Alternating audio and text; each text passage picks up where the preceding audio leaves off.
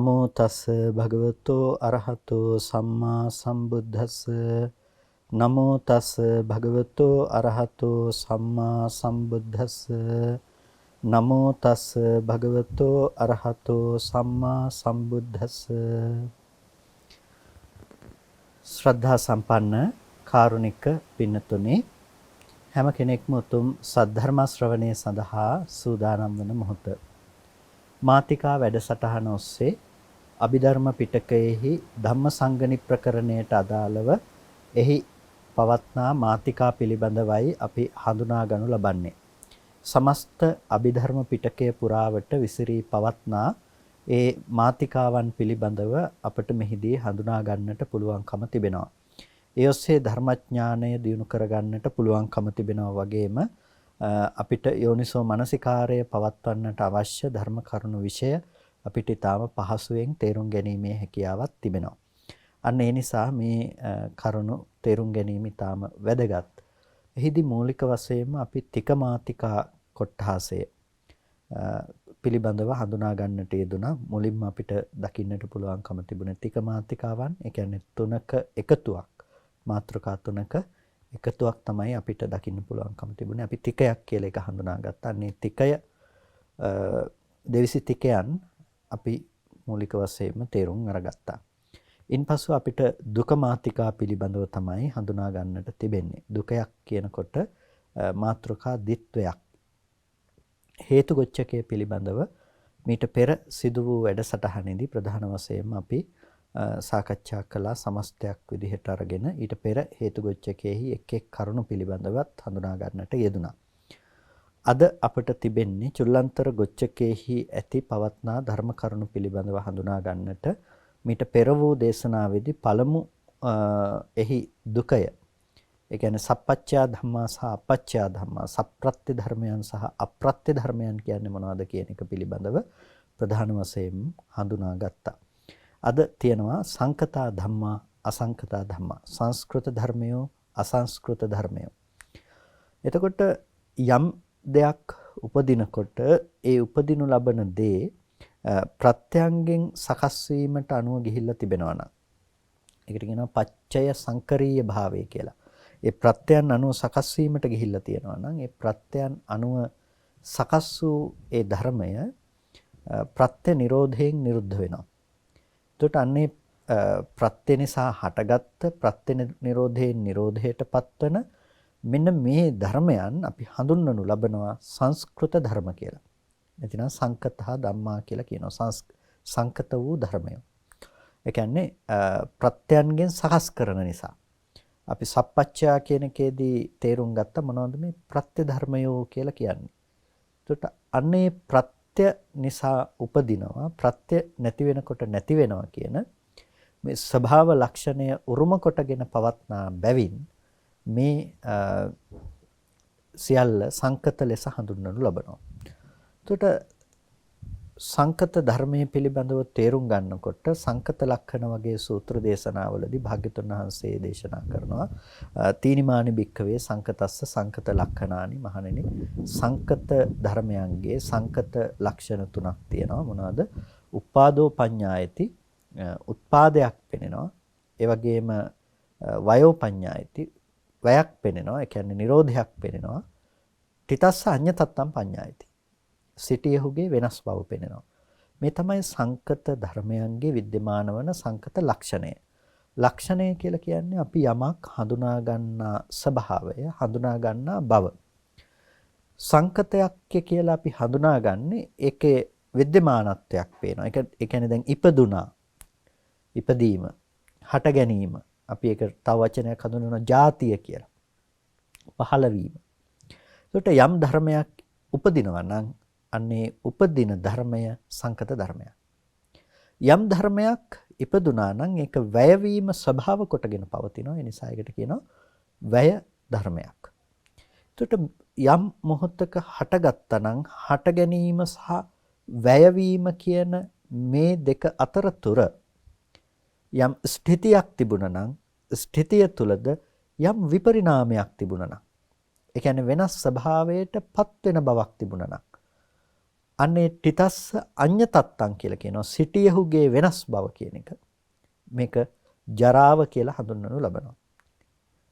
එතකොට ජාතිය, ජරාව, මරණය තමයි සංකත ලක්ෂණ විදිහට අපි හඳුනාගන්නේ තවත් අන්‍ය ආකාරයකින් කිව්වොත්. උත්පාදය, සිටියහුගේ වෙනස් බව සහ නිරුද්ධව යෑම. මේ වලට කියන්නේ සංකත ලක්ෂණ කියලා. සංකත ධර්මයන්ගේ සංකත ලක්ෂණ කියලා තමයි මේ දේවල් හඳුන්වනු ලබන්නේ. එතකොට මේ ප්‍රත්‍යයන්ගෙන් සකස් කරන නිසා මේ වලට කියන අපි තව වචනයකින් සංඛාර කියලා. සංස්කාර කියලාත් කියනවා. එතකොට යම් සංස්කාරයක් ප්‍රත්‍යයන්ගෙන් සකස් කරන යම් සංකත සංස්කාරයක් තිබෙනවා නම් ඒ සංස්කාරයේහි ස්වභාවය කුමක්ද? උත්පාදයකින් ප්‍රකට වීම, වැයවීමෙන් ප්‍රකට වීම සහ සිටියහුගේ වෙනස් භාව වශයෙන් ඒක තිතස්ස අඤ්ඤතත්ත්ව භාවයෙන් ප්‍රකට වීම. ධර්මය එකක්, ඒ ධර්මයේහි विद्यमान වන ලක්ෂණයන් තවත් එකක්. ධර්මය එකක්, ඒ ධර්මයන්ගේ विद्यमान භාවය අපට දකින්න පුළුවන්කම තියෙන ලක්ෂණය තවත් එකක්. ලක්ෂණයයි ධර්මයයි එක නෙමෙයි. යම් ධර්මයක් අපට ප්‍රකට වෙන්නේ ලක්ෂණ මගින්.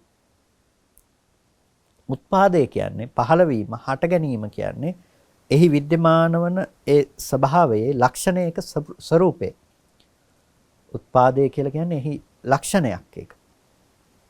එතකොට සංකතස්ස සංකත ලක්ෂණානි, සංකත ධර්මයක් තිබෙනවා. සංකත ධර්මයේහි ස්වභාවය අපිට ප්‍රකට වෙන්නේ කොමකින්ද? උත්පාද වෙනකොට, ඒක හට ගන්නකොට. ඒ වගේම ඒක වැය වෙනවා. ඒක නැති වෙලා යනවා. ඒ වගේම තිතස්ස අඤ්ඤතත්තම් පඤ්ඤායති, සිටියහුගේ වෙනස් බව පේනවා.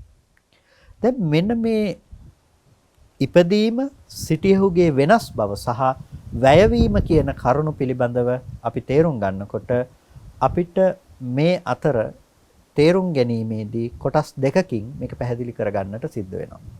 ඒ තමයි සන්තති සහ එක්ෂණික වශයෙන් මේ සංකත ධර්මයන් තේරුම් ගැනීම.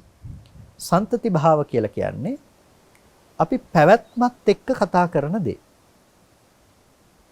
එක දිගට පවත්නා ස්වභාවයත් එක්ක කතා කරන දේ. ඒකට කියනවා සන්තතිය කියලා. රූපය පවතිනවා.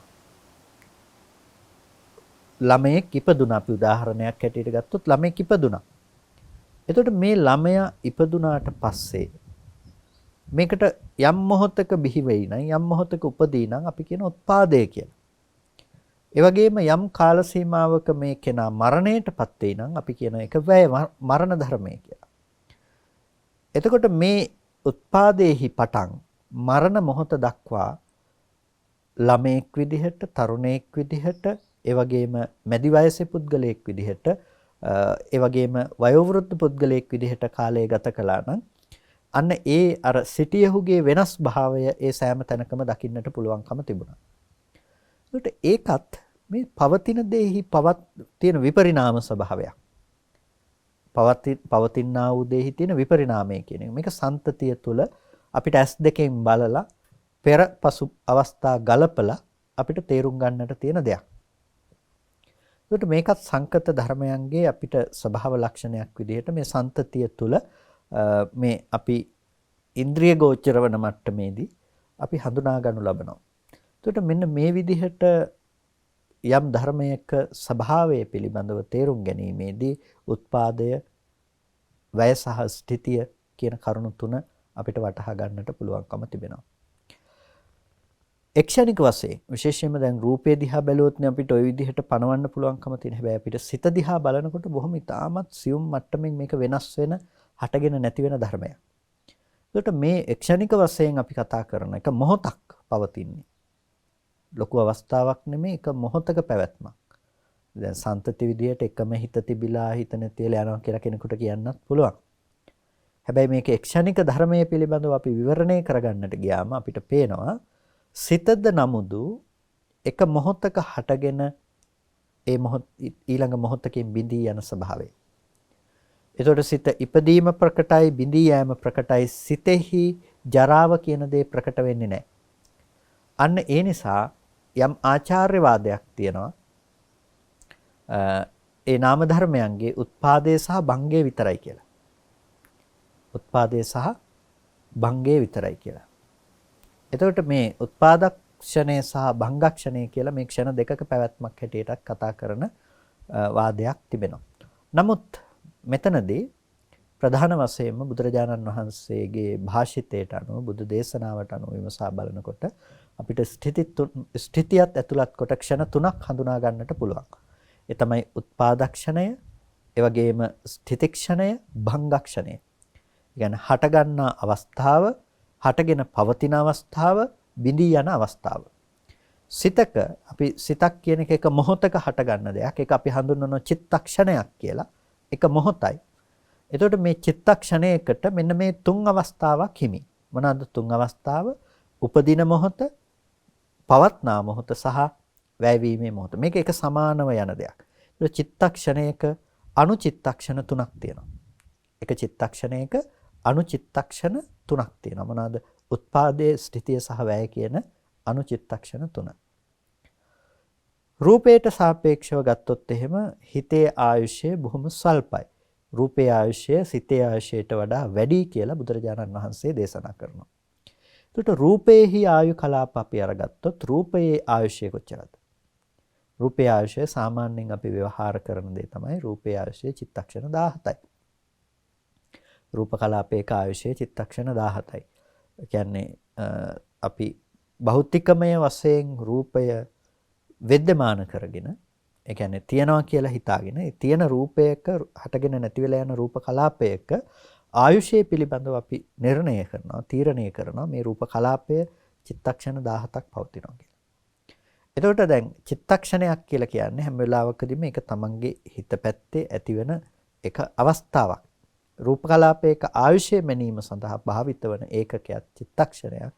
ඒකට හේතුව තමයි ප්‍රධාන වශයෙන්ම අපිට දකින්නට පුළුවන්කම තිබෙන්නේ රූපය ඇසුරු කරන අවස්ථාවේදී ඒ රූපාරම්මණය ග්‍රහණය කරගෙන ප්‍රධාන වශයෙන්ම උත්පාද සහ භංගක්ෂණත් එක්ක ගත්තාම චිත්තක්ෂණ 17ක පැවැත්මක් මේ රූපය අරමුණු කරමින් පවත්නා බව නිසා තමයි මේ ගණනය කිරීම මේ විදිහට सिद्ध කරන්නේ. එතකොට මෙතනදී උත්පාදය කියන දේත් වැයවීම කියන දේත් අතර තිබෙන මේ ස්ථිතිය පිළිබඳව තේරුම් ගන්නකොට රූපයේ ස්ථිති අවස්ථාව හැටියට අපිට හඳුනා ගන්නට පුළුවන්කම තිබෙනවා ඒ 15 ආකාර වුණ චිත්තක්ෂණයන්. එතකොට මේ රූප කලාපයක ආයුෂ්‍ය පිළිබඳව කතා කරන විදිහ. ඒ වගේම සිතෙහි ආයුෂය පිළිබඳව කතා කරනකොට ඒක ඊටාම සුළු මොහොතක්. ඒ තමයි අනුචිත්තක්ෂණ 3යි, චිත්තක්ෂණ නම් 1යි. එතකොට මෙන්න මේ විදිහට සිත ස්වල්පායුෂ්කයි, රූපය බහුආයුෂ්ක දෙයක් හැටියට කතා කරනවා. ඒ කතා කරන්නේ රූප කලාප විදිහට කතා කිරීමේදී. නමුත් මේ පිළිබඳව සංවාද තියෙනවා. රූපේක ආයුෂය පිළිබඳව කතා කිරීමේදී. ඒකට හේතුව තමයි දැන් අපි රූපය කියලා කතා කරන්නේ සෑම විටම ඇහැට ආපාතාගම වෙන වර්ණ රූපේනේ. එතකොට වර්ණ රූපයේ පිළිබඳව රූපායතනයේ පිළිබඳව බුදුරජාණන් වහන්සේ විග්‍රහ කරනකොට කොතනකදීවත් ත්‍රිපිටකය තුල සඳහනක් විදිහට දක්වන්නේ නැහැ. චිත්තක්ෂණ 17ක් රූප කලාපයක ආයුෂය පවතිනවාය කියන එක. කොතනකවත් ත්‍රිපිටකෙහි දක්වන්නේ නැහැ. හැබැයි එකක් දක්වනවා. ඒ තමයි සිතෙහි ආයුෂයට වඩා රූපේහි ආයුෂය වැඩි කියන එක. එතකොට චිත්තක්ෂණ 17ක රූපේහි ආයුෂය කියන එක ත්‍රිපිටකයේහි කොතනකවත් අපිට දකින්න පුළුවන් කමක් නැහැ. ඒක මම කියන්නේ ප්‍රතික්ෂේප කරන්නට කියන දේ නෙමෙයි. අපිට ඒ පිළිබඳව අර ත්‍රිපිටකයේහි පවතින දෙයක් හැටියට බොහෝ දෙනෙක් කල්පනා කරන නිසා තමයි ඒක ඒ විදිහට කිව්වේ.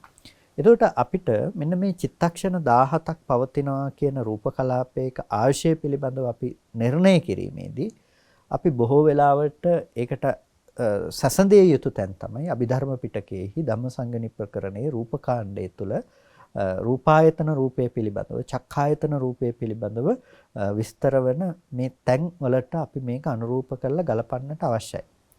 ඒකට හේතුව තමයි දැන් රූපේහි පැවැත්ම පිළිබඳව කතා කිරීමේදී සෑම අවස්ථාවකදීම චිත්තක්ෂණ 17ක ආයු කලාපය තුලින් අපි රූපේ ආයුෂය මනින්න යනකොට දැන් චක්කු විඥාන අවස්ථාව වෙනකම්ම නැතිනම් චක්කු විඥානය කියන දේ තමයි චක්කුව වස්තු කරගෙන උපදින්නේ. ඊට පස්සේ උපදින මනෝ ධාතු, මනෝ විඥාන ධාතු ආදී සිත් පරම්පරාව උපදින්නේ කොහෙද? වස්තු රූපය අසුරු කරගෙන. අපි දැන් කතා කරන විදිහට ගත්තොත් අපි කියමුකෝ හදේවත්තු රූපය කියලා. එතකොට හදේවත්තු රූපය අසුරු කරගෙන තමයි ඒ චිත්තසංතතිය පවතින්නේ. එතකොට ඒ රූපය හදේවත්තු රූපය අසුරු කරගෙන තියෙනකොට ඒ කියන්නේ හිත හදේවත්තු රූපය අසුරු කරගෙන නම් තියෙන්නේ. ඒකෙන් අරමුණු වශයෙන් ගන්නෙ චක්කු විඥාන සිත ඉපිද නිරුද්ධ වෙනකොට අරමුණු වශයෙන් ගන්නේ චක්කු විඥාන සිතෙන් ගත්ත අරමුණද මනෝ ධාතු සිතෙන් ගන්නෙ. එහෙම නැතිනම් අර රූපාරම්මණයමද මනෝ විඥාන ධාතු සිතෙන් ගන්නේ අර මනෝ ධාතු සිතෙන් ඔසවා තබන ලද අරමුණද එහෙම නැත්නම් ආපහු අර බාහිරම එළියේ තියනවා කියන රූපයද. ඒ චක්කු ප්‍රසාදයට පතිත වෙච්ච එක වෙන්නත් බෑ. ඒකට ඒක බාහිර රූප කලාපේනේ අපිට පේනවා කියන එක ගැන කතා කරන්නේ. ඒකට ඒක එළියේ තියෙන රූප කලාපේද අපිට පේන්නේ.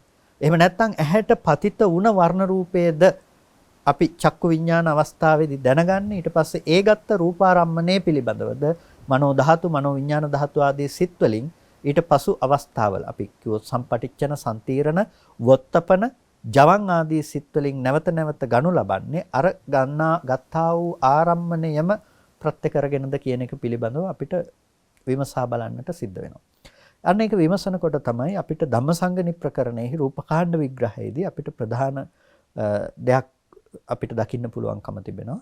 මේ රූපායතනාදී මේ ධර්මය විග්‍රහ කරනකොට චක්කු සම්පස්ස, චක්කු සම්පස්සජා වේදනා, චේතනා, චක්කු විඥාන මේ අවස්ථාවන් මුල් කරගෙන තමයි දක්වන්නේ. ඒ කියන්නේ චක්කු විඥාන අවස්ථාව වෙනකන් රූපය මේක, රූපායතනය මේක කියලා මේ ඇස මේක, චක්ඛායතනය මේක කියලා මේ චක්කු විඥානය කියන තැනට එනකම්ම මේ විග්‍රහය කරනවා. ඒකට හේතුව තමයි මේ ටිකේ එකතුවත් එක්ක තමයි රූපේ පිළිබඳව දැනගන්න පුළුවන්කම තියෙන්නේ. හැබැයි ඒක කොතනකදීවත් අපිට කර්මසිතක් ළඟට යනකම් කෙරෙන විග්‍රහය දකින්න පුළුවන් කමක් නැත්තේ නෑ. රූපේ පිළිබඳව කෙරෙන විග්‍රහයන්ගෙද. අන්නේ ඒ නිසා තමයි මේ ගැන ආචාර්ය මතවාද ගොඩ නැගිලා තියෙන්නේ. නැතිනම් ආචාර්ය මතවාද කියන එකෙන් අදහස් කළේ පෞරාණික ආචාර්ය සම්ප්‍රදායන් ඇතුලේ. ඒ කියන්නේ දැන් අපිට අද දකින්නට තිබෙන පාළි අට කතා රචනා වීමට පෙර ආතුව පවා තිබුණ හෙළටුවා යුගයේදී පවා රූප කලාපයක ආයුෂය පිළිබඳව ඒ මතවාදයන් අපට දකින්නට පුළුවන්කම තිබෙන්නේ අන්න ඒ හේතුව නිසා. මොකද ත්‍රිපිටක මූලාශ්‍රය තුල අපට දකින්න පුළුවන්කම තියෙන්නේ චිත්තක්ෂණ 17යි කියන සංග්‍රහයක් නැතුව 17ක් නැහැ කියන දෙයක් නැතිව කොටිම කියනවා නම් චිත්තක්ෂණ යනුවෙන් රූප කලාපයක් වෙනම බෙදා දක්වීමක් නැතුව රූපය පිළිබඳව පැනවීමක්, රූපායතනය පිළිබඳව පැනවීමක්, චක්කායතනය පිළිබඳව පැනවීමක් කියන තැනින් තමයි අපිට ඒ විග්‍රහය දකින්න පුළුවන්කම තිබෙන්නේ. අන්න ඒ නිසා අපිට මේ ස්ථිතිය පිළිබඳව කතා කරනකොට සහ භංගය පිළිබඳව කතා කරනකොට මෙතනදී යම් ගැටලුවක් තියෙනවා. ගැටලුවක් තියෙන එක ඊටාම මධ්‍යස්ථ අරමුණක මධ්‍යස්ථ තැනක ඉඳලා මේ දෙපැත්තම කරුණු පැහැදිලි කළේ අපිට පුළුවන්. එතකොට ඔබට නුවණින් විමසා එක ගන්නට පුළුවන්කම තිබෙනවා.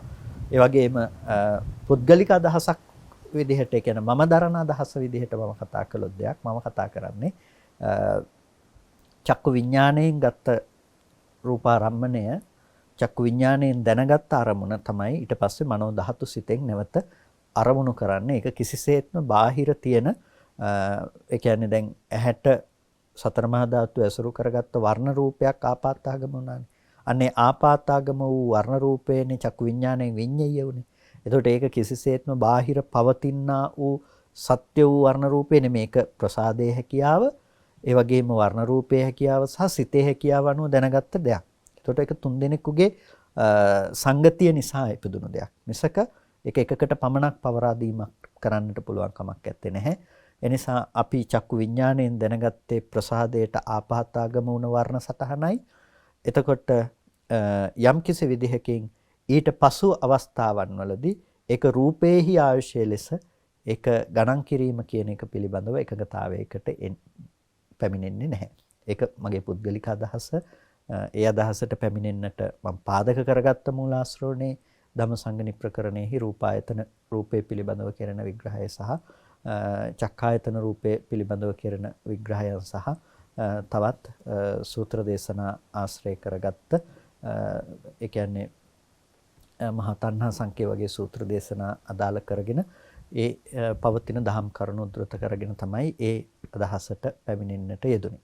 ඉතින් ඒ ගැන කෙනෙකුට හිතෙන්නට පුළුවන් යම් විවේචනයක් තියෙන්නට පුළුවන්. ඒ වගේම ඒක ඉක්මවා යෑමක්ද කියලා හිතෙන්නට පුළුවන්. නෑ, ඒක අද ඊයේ තිබුණ ප්‍රශ්නයක් නෙමෙයි. ඒක මේ අට කතාවට, ඒ කියන්නේ අද අපිට දකින්න පුළුවන් අට කතාවට පෙර අපේ ආචාර්ය සම්ප්‍රදාය තුළ පවා ඒ පිළිබඳව සාකච්ඡා වෙමින් ඒ අදහස තුළ ඉඳලා දක්වලා තියෙනවා. නමුත් පසු කාලීනව අපිට දකින්න පුළුවන් මේක තවදුරටත් පෝෂණය වෙලා බොහොම දාර්ශනික ධාරාවක් විදිහට ගලාගෙන ගියපු විදිහ. එතකොට අනික් සම්ප්‍රදායන් විදිහට බෙදී යනකොට සර්වාස්තිවාදී සම්ප්‍රදායේ තුල කතා කරන එහි අභිධර්ම පිටකයේ තුල කතා කරන කරුණු කාරණාවලට ඊටාම සමීපස්ත වෙන කරුණු පවා පසු කාලීන වශයෙන් මේ ඇතුළත් වෙන බව, විග්‍රහයන් තුළ ඇතුළත්ව ඇති බව අපිට අද දවසේදී දකින්න පුළුවන්කම තිබෙනවා. ඒ නිසා නැවත අපි ත්‍රිපිටකයට ප්‍රමුඛතාවය දෙමින් කරුණු කාරණා විමසිය යුතුයි. එය අට කතාව පාදක කරගෙන කරුණු විමසිය යුතුයි. ඒ වගේම අපිට තවත් ග්‍රන්ථ ස්ථානයන් සඳහා ටීකාවනොත් අපි පරිහරණය කළ යුතු වෙනවා. ඒකට මේ මූලාශ්‍ර ටික සියල්ලමගෙන මූලික බුද්ධ වචනයේ ලෙස ත්‍රිපිටකයේ තබාගෙන එහි ප්‍රමුඛතාවයේ තබමින් අපි කටයුතු කිරීම ඉතාම වැදගත් කියන එකත් මෙතනදී සිහිපත් කරනවා. එතකොට මෙන්න මේ ආකාරයට අපිට සංකත ධර්මයන්ගේ ස්වභාවය පිළිබඳව විස්තර කරගන්නකොට උත්පාදය, ස්ථිතිය සහ භංගය කියලා අවස්ථා තුනක් विद्यමානයි. මොකද ඕනම දෙයක් හේතු නිසා උපදිනවා නම් අන්නේ උපදින ස්වභාවයත්, ඒ වගේම හේතුව නැති වෙනකොට නැති වෙනවා නම් ඒකත්, ඒ වගේම ඉපදීම සහ නැතිවීම කියන දෙක අතරතුරකුත් කියන මේ තුන් අවස්ථාව සැලකිල්ලටගෙන තමයි සංකත ලක්ෂණ පිළිබඳව විශේෂයෙන්ම හඳුන්වන්නට යෙදෙන්නේ. එතකොට මෙන්න මේ ආකාර වූ සංකත ධර්මයන්ගේ සංකත ස්වභාවය, මේ ආකාර වූ සංකත ධර්මයන්ගේ සංකත ලක්ෂණය නිසා අපිට තේරුම් ගන්නට පුළුවන්කම තිබෙනවා යම් දෙයක් ලෝකේ හේතු නිසා සකස් වෙනවා නම් හේතු නැති වෙනකොට ඒ ධර්මය නිරුද්ධ වෙනවා කියලා. මොනවද? හේතු නිසා හටගෙන හේතු නැති වෙනකොට නැති වෙලා යන ධර්ම. හේතු නිසා හටගෙන හේතු නැති වෙලා යනකොට නැති වෙලා යන දේවල් තමයි හතර භූමිය අනුව ගිය සියලුම දේවල්. චිත්ත චෛතසික ආදී ධර්ම සියල්ලක්. එතකොට කාම භූමිය තුල තියෙන යම් කුසල සිත් ටිකක් තියෙනවා නම්, යම් අකුසල සිත් ටිකක් තියෙනවා නම්, යම් විපාක සිත් ටිකක් තියෙනවා නම්, යම් ක්‍රියා සිත් ටිකක් තියෙනවා නම්, රූපාවචර භූමිය තුල යම් ආකාරයකින් අපිට මේ කුසල විපාක ක්‍රියා සිත් ටික දකින්න පුළුවන් නම්, අරූපාවචර මට්ටමේදී කුසල විපාක ක්‍රියා සිත් ටික දකින්න පුළුවන් නම්, අපරියාපන්න භූමියේදී අපට එතන කුසලයේ සහ විපාක සිත් විදිහට දකින්න පුළුවන් නම්, ඒ සෑම අවස්ථාවකම ඒ සෑම සිතක්ම සංකත ධර්මයක්. එයි ඒක හේතු නිසා සකස් වෙන දෙයක්. ඒ හිත උපදවන්නට හේතු තියෙනවා, ප්‍රත්‍යයන් තියෙනවා, ප්‍රත්‍ය සමவாயෙන් තමයි ඒක උපදින්නේ.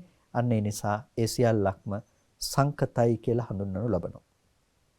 ඒ වගේම සියලුම රූපය සංකත ධර්මයක්. රූපය කියන එකත් ප්‍රත්‍ය සමவாயෙන් උපදින දෙයක්. ඒ නිසා ප්‍රත්‍ය නිරෝධයෙන් නිරෝධයටපත් වෙන ස්වභාවයෙන් යුක්තයි. මෙන්න මේ විදිහට අපිට කාමාවචර, රූපාවචර, අරූපාවචර, අපරියාපන්නයයි කියන මේ තුන් භූමිය අනුව ගිය සියලුම ධර්මය අපි සංකත සංස්කාර කියලා හඳුන්වනු ලබනවා. මේ සියල්ලම සංකත ධර්ම. අරිහත් ඵලසිතත් සංකත ධර්මයක්. අරිහත් මාර්ගය සංකත ධර්මයක්. ඒ සියල්ලම සංකතයි. ඇයි? ඒක සිතක්. ඒ කියන්නේ අපි අරිහත් ඵලසිත කියලා කියන්නේ ඒක සිතක්. එතකොට ඒ සිත නම් එක ක්ෂණයක උපදිනවා, ක්ෂණයක නැති වෙලා යනවා. හැබැයි නිර්වාණය කියලා කියන්නේ, නිවීම කියලා කියන්නේ සිතක් නෙමෙයි. නිර්වාණ ධාතුව කියලා කියන්නේ, නිවීම කියලා කියන්නේ ඒක සිතක් නෙමෙයි. ඒක චෛතසිකයක් නෙමෙයි. එතකොට ඒක සිතක් හෝ චෛතසිකයක් නොවනකොට ඒක සංකත ලක්ෂණයක් බවට පත්වන්නේ නැහැ. එහෙනම් සිතෙහි ස්වභාවය හටගෙන නිරුද්ධ වෙන බවට පත්වීම, හටගෙන නැති වෙලා යනවා. ඒක තමයි හිතේ ස්වභාවය. හැබැයි අරිහත් ඵල සිතත් ඒ මොහොතේ හටගෙන ඒ මොහොතේ නැති වුණාට විමුක්තිය කියන දේ ඇතුලේ හටගෙන නිරුද්ධ වෙන ලක්ෂණේ නැහැ. විමුක්තිය කියන දේ ඇතුලේ, නිර්වාණය කියන දේ ඇතුලේ, අසංකතය කියන දේ ඇතුලේ හටගෙන නිරුද්ධ වෙන ලක්ෂණය දකින්නට පුළුවන් කමක් නැත්තේ නෑ. නිර්වාණ ධාතුව තුළ, විමුක්තිය තුළ අපිට සංකත ලක්ෂණ දකින්නට බැරි කම නිසා තමයි එහි පැවැත්ම ගැන අපිට, එහි Nirodhe ගැන අපිට කතා කරන්නට පුළුවන් කමක් නැත්තේ. යම් දෙයක් ඇති වුණා නම් හේතු නිසා, යේ ධම්මා හේතුප්පබවා තේසං හේතු තථාගතවා භාග්‍යවතුන් වහන්සේ ඒ හටගත්තු දේවල් වලට හේතුව පෙන්වලා දුන්නා. ඒ වගේම ඒ හේතු ටිකම නැති වෙලා යනකොට ඒ ධර්මය නැති වෙලා යන බවත් භාග්‍යවතුන් වහන්සේ ලෝකෙට පෙන්වලා දුන්නා. මෙන්න මේ සංකත ලක්ෂණයන්ගේ මිදුණු තැන තමයි නිර්වාණ ධාතුව කියලා කියන්නේ. එහෙනම් නිර්වාණ ධාතුව ප්‍රත්‍යයෙන් හටගත්ත දෙයක් නෙවෙයි. ප්‍රත්‍යයෙන් හටගත්ත දෙයක් නෙවෙයි නම් ඒ නිර්වාණය කිසි ලෙසකවත් නැති වෙලා යන දෙයක්වත් නෙමෙයි. ඒක නැති වෙලා යන දෙයක්වත් නෙමෙයි. එතකොට අපිට නිර්වාණය අවබෝධ කිරීම සඳහා සංකත ධර්මයන්ගේ යථා ස්වභාවයම තමයි නුවණින් දකින්න තියෙන්නේ. නිරෝධය කියන එක, සංකත ධර්මයන්ගේ ඇති කරගත්ත නිරෝධ ඥානය කියන එක, ඒ ධර්මයන්ගේ හටගෙන නිරුද්ධ වෙන ස්වභාවය දැක්කයි කියන එක, ඒ ධර්මයන්ගේ පැනවීමට හේතුවක් බවට පත්වන්නේ නැහැ. එතකොට අපි දැන් සලආයතන නිරෝධය නිවනයි කියලා කියනවා. ස්පර්ශායතන 6 නිරෝධය නිවනයි. යම් කෙනෙකුට ස්පර්ශායතන 6 පැනවීම නැත්තම්, ස්පර්ශායතන 6 පැවැත්ම හම්බ වෙන්නේ නැත්තම්, අන්නේ ස්පර්ශායතන 6 පැවැත්ම පැනවීම හමු නොවනකොට අපි කියනවා නිර්වාණ ධාතුවටපත් වෙලා නිවන අවබෝධ කරගෙන කියලා. එතකොට එහෙම දෙයක් නැතුව නෙමෙයි, එහෙම දෙයක් තියෙනවා. එතකොට සංකතය තුළ අපිට උපදවන්න පුළුවන්කම තියෙන එක සීමාවකට විතරයි. ඊට අවශ්‍ය ප්‍රත්‍ය ටික අපි හදලා ප්‍රත්‍යයට අවශ්‍ය දෙයක් අපි නිර්මාණය කරගන්න. මොනවාද ප්‍රත්‍යයට අවශ්‍ය දේ? ඒ කියන්නේ ප්‍රත්‍ය නිසා උපදින ඵලයක් අපි නිර්මාණය කරගන්න. මොනවාද? අරිහත් ඵලසිත. ලෝකෝත්තර මාර්ගයක් වඩනවා. ඇයි අපි ඵලයේ බලාපොරොත්තුෙන් අපි ඵලයක් උපදවනවා. ඒ අරිහත් ඵලය. අරිහත් ඵලය සංකතයි. ඇයි ඒක මාර්ගයෙන් උපදවගත්ත ඵලයක්. ඒ වගේම අරිහත් මාර්ග ඵලය සංකතයි. ඒ මොහොතේදී ඒක ඉපදුනා. ඊට පස්සේ ඊළඟ මොහොතේදී ඒක නැති වෙලා යනවා හිත. ඒක හිතක්. හැබැයි අසංකතං ඛණ්ඩතෝ ඨපෙත්වා කියලා කියන නිර්වාණය කියන එක ස්කන්ධ වශයෙන් අසුරු කරන්නේ. ස්කන්ධ වශයෙන් පණවන්න පුළුවන් කමක් නැහැ. නිවන කියලා කියන්නේ රූපයද, නිවන කියන්නේ වේදනාවද, නිවන කියන්නේ සංඥාවද, නිවන කියන්නේ සංස්කාරයද, නිවන කියන්නේ විඥානයද කියලා අහුවොත් අපිට මේකක්වත් නිවන කියලා දක්වන්න පුළුවන් කමක් නැත්තේ. යම් ස්කන්ධයන්ගේ නිර්වශේෂ නිරෝධයක් තිබෙනවා නම් අන්නේ නිර්වශේෂ නිරෝධය සාක්ෂාත් කිරීම නිර්වාණය අවබෝධ කිරීමයි. නිර්වාණය සාක්ෂාත් කිරීමයි.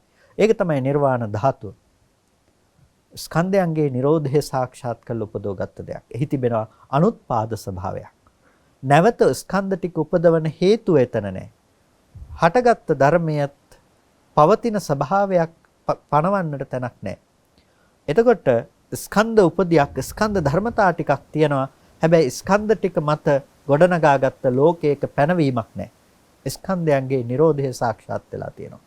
එතකොට ස්කන්ධයන් නිවිලා ස්කන්ධ ටිකක පැවැත්මක් පමණක් තියෙනවා. ඒ ස්කන්ධ ටිකද හරියට පහනක තෙල් ටික නැති වෙනකොට පහන නිවිලා යනවා වගේ මේ ටිකේ ආයු සම්තතිය ඇතිතාක් පැවතිලා මේක නැති වෙලා යනවා. එතකොට මොකක්ද ඉතුරු ටිකට වෙන්නේ? ඉතුරු ටිකට වෙන්න දෙයක් තිබුණේ නැහැ. ඇයි? යථාර්ථය තමයි ප්‍රත්‍ය නිසා හටගත්ත දේ ප්‍රත්‍ය නිරෝධයෙන් නිරුද්ධ වෙනවා කියන එක. ඒක නොදන්න කම නිසා තමයි තව තැනකට යන්න කෙනෙක් ජීවත් වෙන්නේ. කෙනෙක් හිටියොත් තමයි තව තැනකට ප්‍රතිසන්දි වශයෙන් යන්නේ. හැබැයි දැන් කෙනෙක් නැහැ, පවතින දෙයක් නැහැ. හේතු නිසා හටගත්ත, හේතු නැති වෙනකොට නැති වෙලා යන නිරෝධ ධර්මයක් හම්බෙනවා. ඒ නිසා නිරෝධ ධාතුව ජීවිතේ කරගත්ත කෙනාට නැවත ප්‍රතිසන්දිය පිණිස පත්වන්නට තැනක් නැහැ. ප්‍රතිසන්දි වශයෙන් නොපැමිණ පහනක් නිවෙන්නාසේ නිවි යනවා. නිබ්බන්ති දීරා යථායම් පදීපෝ කියලා කියන්නේ. ඒ ධීරයන් වහන්සේ නිවෙනවා හරියට යථායම් පදීපෝ පහනක් නිවිල යනවා. ජීවත් වෙනකොටම ස්කන්ධ භාරයේ පමණක් ස්කන්ධ උපදිය පමණක් පවත්නවා. හැබැයි ඒ ටිකත් නිවිල යනකොට අය පවත්වන්න දෙයක් ඇත්තේ නැහැ.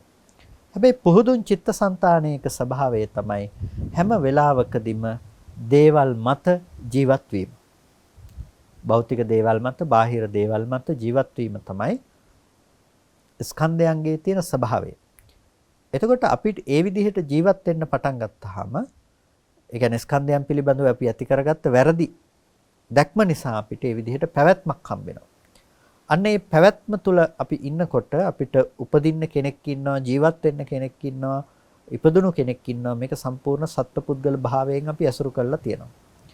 කෙනෙක් මේ පවතින සංකත ධර්මයන්ගේ සංකත ස්වභාවය අවබෝධ කරගත්තොත් එයාට ඒ තන හටගත්ත ධර්මයන්ගේ ඒ තන නිරෝධය සාක්ෂාත් කරන්න පුළුවන්කම තියෙනවා. ඒ නිරෝධය සාක්ෂාත් කරන බවම තමයි එයාට එතන තිබෙන නුවණ බවට පත්වන්නේ. අන්න ඒ නිසා අපි මේ නුවණ කියන තැන තමයි ඇසුරු කරන්න උපදව ගන්නට අවශ්‍ය වන්නේ. ඒක සඳහා තමයි අපි ප්‍රතිපදාව පිරිය යුතු වෙන්නේ. එතකොට සංකත ධර්මයේ පිළිබඳව දැකලා සංකත ධර්මයන්ගේ නිරෝධය සාක්ෂාත් කරනකොට සංකත ධර්මයන්ගේ මතු අනුත්පාද භාවය සහ වර්තමාන නිරෝධය සාක්ෂාත් කිරීම මත අසංස්කෘත භාවයට පත්වන්නට පුළුවන්කම තියෙනවා. අසංස්කෘත භාවයට. ඒ කියන්නේ නැවත ආය මේ මට්ටමේ පැනවීමකුත් නැහැ. ඒ වගේම මෙතනින් පසු පැනවීමකුත් අපට දක්වන්නට පුළුවන් කමක් නැත්තේ නැහැ. මෙන්න මේ විදිහට මේ දුකය පිළිබඳව කතා කරනකොට සංකත ධර්මය සහ අසංස්කෘත ධර්මයන් කියලා මේ කොටහස දෙක අපට හඳුනා ගන්නට පුළුවන්කම තිබෙනවා. ඒකට සංකතා ධම්මා සංකත ධර්මයෝ තිබෙනවා, අසංස්කෘත ධර්මයෝ තිබෙනවා. දැන් ඔබට ව්‍යවස්ථාපනය කරගන්නකොට ලෝකේ මිනිස්සෙක් ඉන්නවා, පුද්ගලයෙක් ඉන්නවා, මේ විදිහේ ධර්මයන් දකිනවා, බාහිර ලෝකේ පවතිනවා, මේ විදිහට සංකල්ප උපදිනකොට නිවැරදි ලෙස සංකත ධර්ම පිළිබඳව ඔබට ව්‍යවස්ථාපනය කරන්න පුළුවන් නම් මෙබඳු සිතක් උපදින්නේ, මෙබඳු වූ රූපයක හට ගැනීමක් සිද්ධ වෙන්නේ මේ හේතු ටිකක් නිසා. එතකොට මේ හේතු ටික නැති වෙනකොට මේ රූපය නිරුද්ධ වෙනවා. හේතු ටික නැති වෙනකොට මේ සිත හටගෙන නැති වෙලා යනවා. එතකොට සිතෙහි නිරෝධයත් රූපේහි නිරෝධයත් සෑම මොහොතකම මේ නාම රූප ධර්මයන්ගේ නිරෝධය තමයි පවතින්නේ කියලා අපිට නාම රූප ධර්මයන්ගේ නිරෝධය ප්‍රකට කරගන්න පුළුවන් නම් ඒ නාම රූප ධර්මයන් ආරම්භය අපි අම්මා තාත්තා දුව පුතා ආදී වශයෙන් ඇසුරු කරන ඒ මට්ටම අපි ඇසුරු කරන්නේ නැහැ. මේ මට්ටමින් අපිට මිදෙන්න පුළුවන්කම තියෙනවා. අන්න ඒ නිසා අපි නැවත නැවත අපේ හිත ප්‍රගුණ කරන්නට අවශ්‍යයි. මේ ටික ප්‍රත්‍යක්ෂ වෙන විදිහට ඒක තමයි සංකතා ධම්මා සහ අසංකතා ධම්මා කියනකොට අපිට ප්‍රධාන වශයෙන් තේරුම් ගන්නට තියෙන්නේ. සංස්කෘත ධර්මයන්ගේ නැතිනම් සංකත ධර්මයන්ගේ ස්වභාවය තේරුම් ගන්න නැතුව උත්පාද ස්වභාවය, ස්ථಿತಿ පවත්නා බව, වැයවීම පිළිබඳව තේරුම් නොගෙන කවදාවත් දුක කෙලවර කරනවා කියන එක වෙන්නේ නැහැ. ඒ කියන්නේ නිවන් දකින්නවා කියන එක වෙන්නේ නැහැ. සංකත ධර්මයන්ගේ හට ගැනීම දැකලා, පැවැත්ම දැකලා, නිරෝධය දැකින කෙනෙකුට විතරයි දුක කෙලවර කරන්නට පුළුවන්කම තියෙන්නේ. ඒ කෙනෙකුට විතරයි අසංකත සංඛ්‍යාත නිර්වාණය අධිගම කරන්නට පුළුවන්කම තියෙන්නේ. ඒ නිසා සංකතා ධම්මා අසංකතා ධම්මා කියන මේක ඇතුලේ සමස්ත චතුරාර්ය සත්‍යම සංග්‍රහ කරන්නට පුළුවන්කම තිබෙනවා. එතකොට දුක්ඛ සත්‍ය, සමුදය සත්‍ය සහ මාර්ග සත්‍ය කියන එක තුනම සත්‍ය තුනම සංකත ධර්ම ඇතුළත සංග්‍රහ වෙනකොට නිරෝධය, නිර්වාණය සම්පූර්ණම නිරෝධ සත්‍ය තුළට සංග්‍රහ වෙනවා.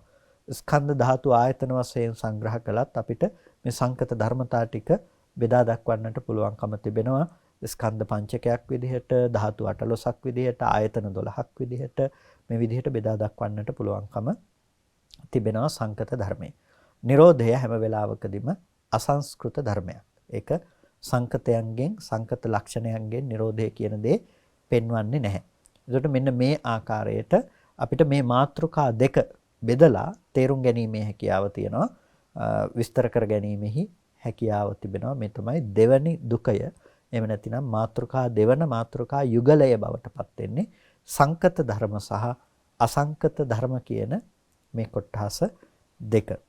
ඊට පස්සේ අපිට ඊළඟ දුකය දකින්නට පුළුවන්. ඒ තමයි සනිදස්සනා ධම්මා, අනිදස්සනා ධම්මා.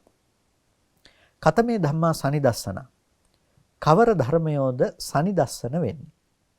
කවර ධර්මයෝද සනිදස්සන වෙන්නේ? සනිදස්සනයි කියලා කියන්නේ සනිදස්සනයි. එතකොට දර්ශනය කරන්නට පුළුවන්කම තියෙනවා. ඒ කියන්නේ දකින්න පුළුවන්. යම් ධර්මයක් දකින්න පුළුවන් නම් අපිට ඒ දකින දෙයට අපිට නිදර්ශන දෙන්න පුළුවන්කම තියෙනවා. මෙන්න මෙබඳු දෙයක් කියලා නිදර්ශන සපයන්නට පුළුවන්කම තියෙනවා. ඒ වගේම අපිට ඇහැට ඒ රූපය දකින්න පුළුවන්.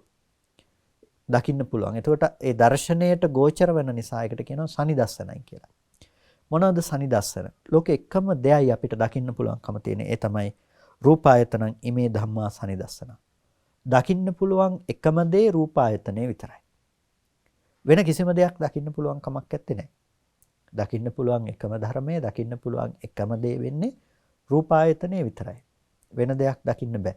ඔබට පුළුවන් ද ශබ්දේ දකින්න, ඔබට පුළුවන් ද ගන්ධය දකින්න, ඔබට පුළුවන් ද රසය දකින්න, ඔබට පුළුවන් ද ස්පර්ශය දකින්න. මොකක්වත් අපිට ඇහැට දකින්න පුළුවන් කමක් නැත්තේ නෑ. ඔබට ඇහැට පේනකොට ඊටාම රසවත් ආහාරයක් කියලා දැන් හිතන්නකෝ ඔබ රස හඳුනන යම්කිසි ආහාරයක් තියෙනවා කියලා. මේ ආහාරය දිහා බැලුවාම ඔබට හිතේ මේක ඊටාම රසවත් ආහාරයක් කියලා. හැබැයි ඔබ හිතුවට ඔබට ඇහැට පේන්නේ රසවත් ආහාරයක් කියලා හිතන්නකෝ එදා ඒකට හොඳටම ලුණු වැඩි කරලා තියෙනවා කියලා. එතකොට ලුණු වැඩි කළාම ඔබට ඒක පේන්නේ ඇහැට පේන්නේ නැහැ නේක ලුණු වැඩි කළා කියලානේ. එතකොට අර වර්ණ රූපේ දිහා දැකලා කලින් විඳපු සංඥාවක් අපි දිවෙන් රස විඳපු සංඥාවක් ඇසුරු කරලා අපි කිව්වට රසවත් ආහාරය පේන්නේ කියලා කවදාවත් රසය කියන එක පේන දෙයක් එහෙම නෙමෙයි. බත් පිඟානක් අතට අරගෙන එක බත් කටක් කනකොට අපිට දිවට කෙලත් එක්ක මිශ්‍ර වෙලා එතන දැනෙන රසය කවදාවත් අර පේන එකේ තියෙන දේ එහෙම නෙමෙයි. රසය කියන එක අපිට ඇහැට දකින්න පුළුවන් කමක් නැත්තේ නෑ. ශබ්දය කියන එක අපිට ඇහැට දකින්න පුළුවන් කමක් නැත්තේ නෑ. එතකොට අපිට ඇහැට දකින්න පුළුවන් එකම දේ තමයි වර්ණ රූපේ කියන එක. රූපායතනය කියන එක. මේක තමයි ඇහැට දකින්න පුළුවන් එකම දේ. මේකෙන් තොර දෙයක් ඇහැට දකින්න පුළුවන් කමක් නැත්තේ නෑ. දකින්න පුළුවන් එකම දේ රූපායතන රූපේ විතරයි. ඒ නිසා තමයි සනිදස්සන ධර්මය මොනවද කියලා අහුවාම රූපායතනං ඉමේ ධම්මා සනිදස්සන. රූපායතනය පමණයි. මේක තමයි සනිදස්සන භාවයට පත් වෙන්නේ. එතකොට අටකතා කාණ්ඩයේදීත් නික්ෂේප කාණ්ඩයේදීත් ඒ කරුණ විතරක් පැහැදිලි කරනවා රූපායතනය විතරයි සනිදස්සන ධර්ම බවට පත් වෙන්නේ. කතමේ ධම්මා අනිදස්සන. අනිදස්සනා කියලා කියන්නේ ඒ විදිහට දකපු දේවල් ඇසුරු කරගෙන නිදර්ශන සපයන්න බෑ. දකින්න පුළුවන් කමක් නැහැ. මොනවාද ඒ දකින්න බැරි දේ? චක්කායතනේ. චක්කායතනේ හැට දකින්න බෑ. චක්කායතනේ පුළුවන් ද හැට දකින්න? අපි ගොඩක් වෙලාවට මතක් කරනවා දේශනාවලදී ඇහැට දකින්න පුළුවන් කමක් නැහැ කියලා. ඇහැට දකින්න පුළුවන් කමක් නැත්තේ නෑ. ඒකට චක්කායතනය කියන එක ඇහැට දකින්න පුළුවන් දෙයක් එහෙම නෙමෙයි. සෝතායතනය කියන එක ඇහැට දකින්න පුළුවන් දෙයක් නෙමෙයි. කන ඇහැට දකින්න බෑ. කන කියලා කියන්නේ මේ ඔබට පෙනෙන රූපායතනය නෙමෙයි. වර්ණ සටහනක් විදිහට පේන දේ නෙමෙයි කන කියලා කියන්නේ. නැතිනම් සෝතායතනය කියලා කියන්නේ ඔය අපිට ඇහැට පේන කන කියන එක එහෙම නෙමෙයි.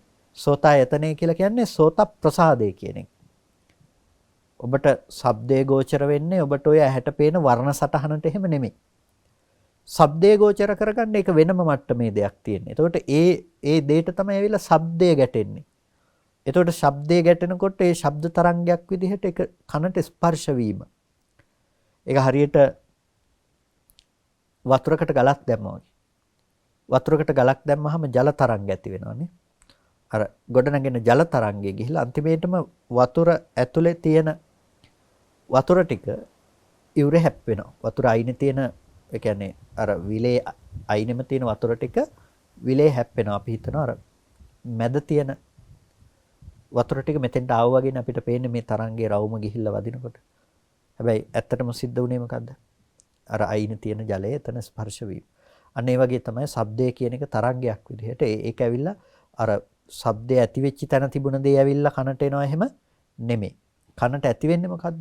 ඒ කන ළඟ තිබුණු වායෝ ධාතුව තමයි ගැටෙන්නේ. එතකොට අපි හිතනවා ශබ්දය ඇහෙනවා කියලා. එතකොට ශබ්දය ඇහෙන්නේ මොන විදිහටද? කනට ශබ්ද රූපයක් විදිහට කනට ස්පර්ශ වෙන විදිහට ඒක ඇවිල්ලා බාහිර තියෙනකොටම අපිට ඇවිල්ලා ශබ්දය ඇති වෙච්ච තැන තියෙනකොට ඒක ගැටෙන දෙයක්. එහෙම නැතුව ඒක අපිට මෙතනට එන්න අවශ්‍ය නැහැ. ඒකට අපි කියනවා අසම්පත්තක් ගාහි කියලා. අසම්පත්තක් ගාහි. ඒක ඇවිල්ලා හැප්පෙන්න ඕනේ නැහැ. ඇවිල්ලා හැප්පුණොත් එහෙම අපිට මේ අකුණක සද්දයක් එහෙම ඇහෙනකොට මෙහෙ කන් තියෙන්න පුළුවන් කමක් නැත්තේ නෑ. එතකොට මේ විදිහට අපි ගත්තාම ඒවා අසම්පත්තක් ගාහි. ඒක ශබ්දය ඇවිල්ලා ඒ හටගත්ත විදිහටම ඇවිල්ලා කනේ හැප්පෙනවා එහෙම නෙමෙයි. කයට යමක් ඇවිල්ලා වදිනවා වගේ දිවට රසයක් ඇවිල්ලා ගැටෙන්න මෙපැනේ. එතකොට අර ඒ වගේ එක ස්පර්ශ වීමක් එහෙම නෙමෙයි. එතකොට ගින්නත් ඒ කියන්නේ අපි ගත්තොත් රූපායතනයත් ඒ විදිහමයි. ඒ නිසා තමයි ගින්නක් දැක්ක කියලා ඇස්පිච්චෙන්නේ නැත්තේ. ඒක අපිට නිමිත්ත එහෙ තියෙනකොටම මෙහෙ ගැනීමේ හැකියාව තියෙනවා. සම්පත්තක් ගාහි. අසම්පත්තක් ගාහි භාවය නිසා. එතකොට අපිට අනිත් දේවල් සම්පත්තක් ගාහි වෙනවා. දැන් රසයක් ගත්තාම මේක බලන්න බෑනේ. ඒක අපිට ඒක ඇවිල්ලා දිවේ ගැටෙන්නම අවශ්‍යයි. එහෙම නැතුව දැනගන්න බෑ. ඒකට මෙන්න මේ ආකාරයට මේ දේවල් බෙදෙනවා. නමුත් මෙතනදී විස්තර කරන්නට අවශ්‍ය වෙන්නේ අනිදස්සන ස්වභාවය. අනිදස්සනයි කියනකොට මේ දේවල් අපිට දකින්න බෑ කියන බව. ඒක ඇහැට ගෝචර වෙන්නේ නැහැ, ඇහැට පේන්නේ නැහැ, අපිට දකින්න බෑ. ඒක තමයි එතන තියෙන ස්වභාවය.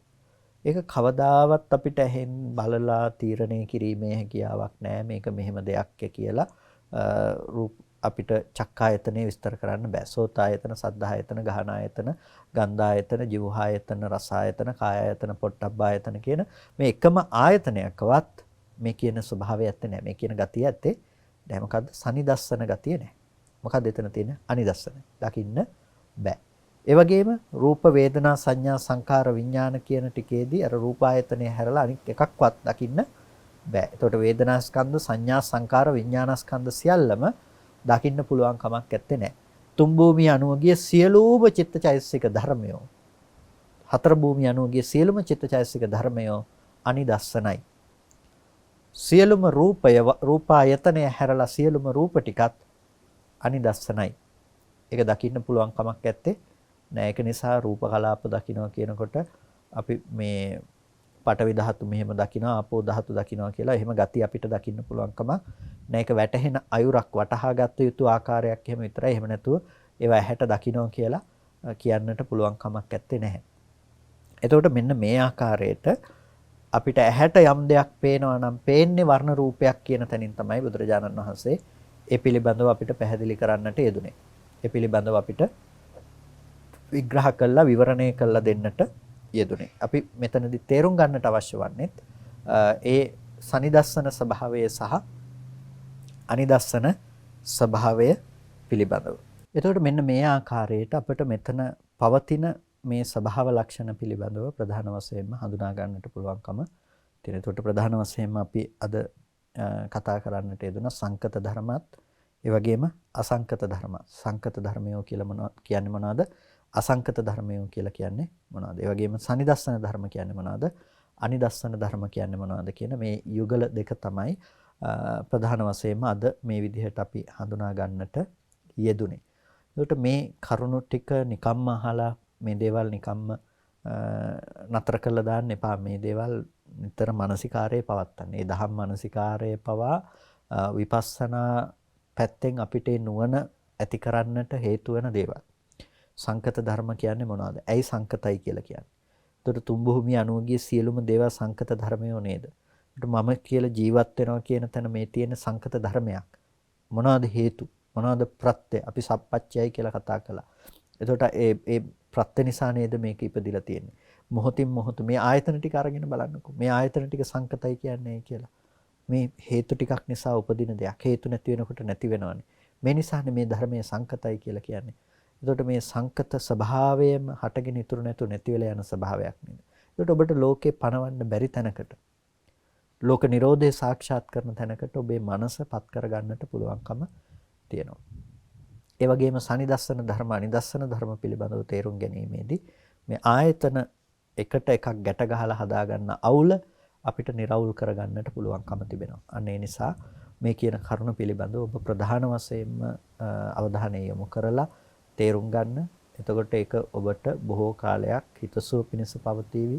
දහම් මානසිකාරයට ඊටාම පහසු දෙයක් බවට ඔබට ඒ නුවණ උපකාරී වේවි. ඒ නිසා ඒ කරුණු නිකම්ම අතහැර දමන්නේ නැතුව ඒ කරුණ ඔබේ ජීවිතයට නැවත නැවත ප්‍රගුණ කරන්න, නැවත නැවත භාවිතයට ගන්න.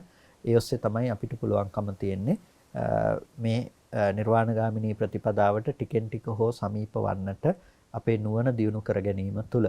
නුවණ නිකම්ම දියුණු වෙන්නේ නැහැ. නුවණ පවත්වන්නට විෂයක් ඕනේ. වාහනයක් පාර නිකන් යන්නේ නැහැ නේද? අපිට වාහනයක් පදවාගෙන යන්නට නම් ඊට අවශ්‍ය මූලික අංග ටික තියෙන්නට අවශ්‍යයි. ඉන්ධන තියෙන්න ඕනේ, රෝද තියෙන්න ඕනේ. මේක කරගෙන යන්න අවශ්‍ය සුදුසුකම් තියෙන්නට ඕන. එතකොට ධර්ම මාර්ගයක යනවා කිව්වා කියලා නිකම්ම යන්න පුළුවන් කමක් නැහැ. ඒට අවශ්‍ය වෙන සුදුසුකම් අප සතුව තියෙන්න ඕන. සුදුසුකම් නැතුව අපිට මේ මාර්ගය යනවා කියන දේ වෙන්නේ නැහැ. අනේ සුදුසුකම් ටික තමයි මේ ධර්ම කරුණු පිළිබඳව අවබෝධ කර ගැනීම තුළින් සැපිරෙන්නේ. එනිසා ඒ සුදුසුකම් ටික ඔබ සපුරා ගන්නා කෙනෙක් බවට පත් වෙන්න සුදුසුකම් ටික ඔබේ ජීවිතය තුළ ඔබ සපුරා ගන්න. එතකොට ඊටාම ඉක්මනින් මේ ප්‍රතිපදාව සම්පූර්ණ කරගන්නට ප්‍රතිපදාව පුරා ගන්නට ඔබට පුළුවන්කම තියෙනවා. ඒ නිසා අප්‍රමාදීව